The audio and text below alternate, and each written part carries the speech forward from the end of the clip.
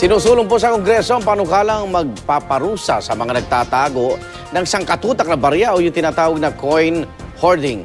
At sa Barangay Saksi, nakilala po namin ang isang pamilya na sangkaterbang alkansya dahil sa pag-iipon ng barya. Ano kaya ang reaksyon nila sa panukala? Narito po ang report.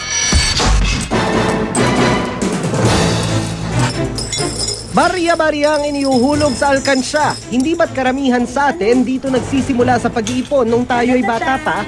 Pero paano kung ang pag-iipon ng piso nadala na hanggang pagtanda?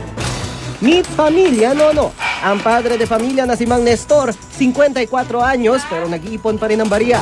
Bagay na namana na ng kanyang mga anak hanggang kanilang pagtanda.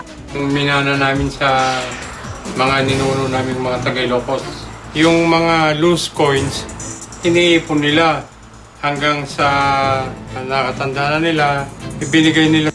Katunayan, ang buong pamilya may 17 alkansya na. May kawayan, piggy bank, pati lata.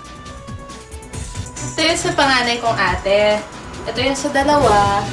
Ito yung sa dad ko, coin collections niya. And this is ito yung sa mom ko. And ito yung sa akin.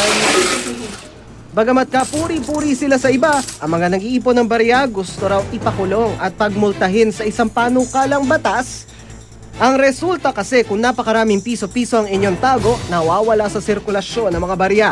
Ayon kay Iloilo Representative Jerry Treñas na may akda ng Anti-Hoarding of Philippine Legal Tender Coins Act of 2013, pananabotahe raw ng ekonomiya ang pag-iimbak ng sobra-sobrang barya.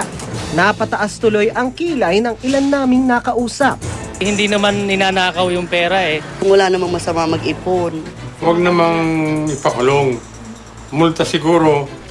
Bagamat wala namang shortage ng barya sa bansa, kinumpirma ng Bangko Sentral ng Pilipinas na nakababawas ito ng pera sa sirkulasyon. Maraming baryang umiikot talaga, dapat umiikot.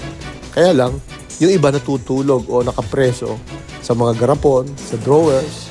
Mahalaga pa naman ang barya sa pagpapatakbo ng ekonomiya. Sa mga ordinaryong pagbili, halimbawa, pwede ba namang ang butal sa presyo hindi nasusuklian o hindi na lang ang katapat? Kailangan sa panukle, lahat-lahat, kailangan yun. Kaya naman patuloy ang paggawa ng BSP ng sapat na barya kahit pa kung tutuusin, mas mahal pa ang paggawa nito kesa sa halaga nito. Kabawasan din sa iuunlad ng ekonomiya ang pagpapatulog ng pera sa alkansya, lalo kung hindi naman ito mga collectible. Mas lalago raw kung ilalagay na lang sa bangko at kikita pa ng interes. Gayon din kung ilalagay sa negosyo.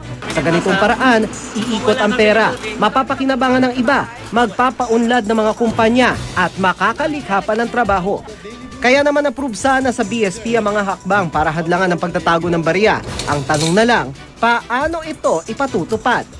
Paano kung meron kang nahulihan ka ng isang alkansya na punong-puno ng piso o ng 25? Automatic ba yun na ikaw ay lalapatan ng 8 taon o kalahati?